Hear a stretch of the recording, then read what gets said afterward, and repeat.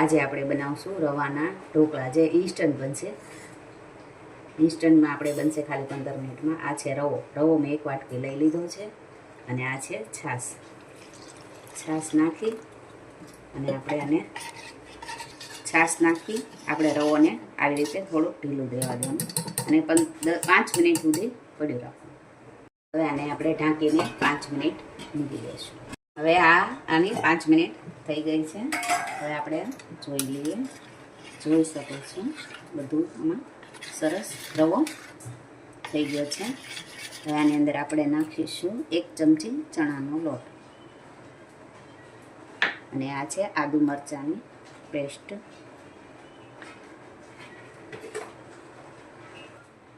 સ્વાદ અનુસાર મીઠું,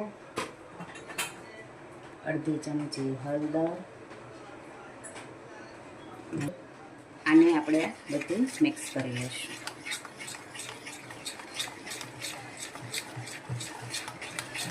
ત્યાં સુધી આપણે ગેસ ચાલુ કરી નાખીશું.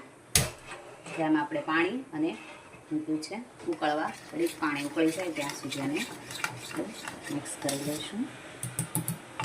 બાળકોને જલ્દી બની જાય ને એવું છે આ ઢોકળા.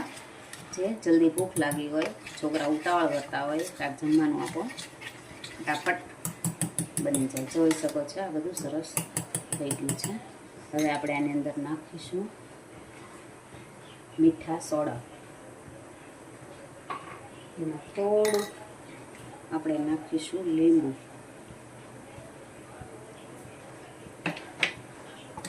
આને આપણે એકદમ હલાવી નાખીશું. હલાવી નાખ્યું છે આપણે સરસ. હવે આપણે થાળીને તેલવાળી કરી નાખી છે. એને આપણે આ ગરમ પાણી છે એની અંદર જ સીધી થાળી મૂકી દઈશું. મૂકી અને પછી આપણે આને થાળીમાં પાથરી દઈશું. હવે આપણે થાળીમાં પાથરી દઈશું. ઉપરથી થોડું મરચું સ્પ્રિંગ કરશું જેથી સોફ પણ આવે અને છોકરાને જોઈને ખાવાનું પણ મન થાય. ઢાંકી અને 10 મિનિટ થવા દઈશું. ઢોકળા જોઈ લઈએ. 7 મિનિટ થઈ છે. છોકરા ઉતાવળ કરે છે કે ભૂખ લાગે છે.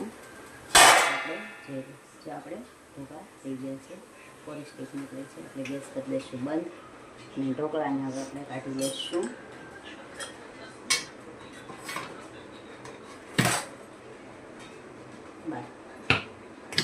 હવે આપણે એની ઉપર લગાડી દઈશું થોડું તેલ, કેમ કે છોકરા વઘારવાની રાહ પણ નહીં જોવે અને આપણે વઘારેલા ખાતા પણ નથી. આપણે બહાર જેવા હોય એમાં વઘારેલા પણ ઢોકળા નથી હોતા.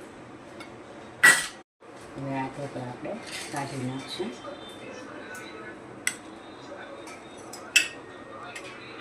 તમે જોઈ શકો છો કેવા સરસ અને પોચા પણ બન્યા છે.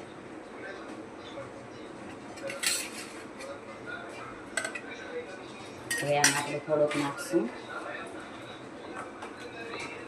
કેચઅપ.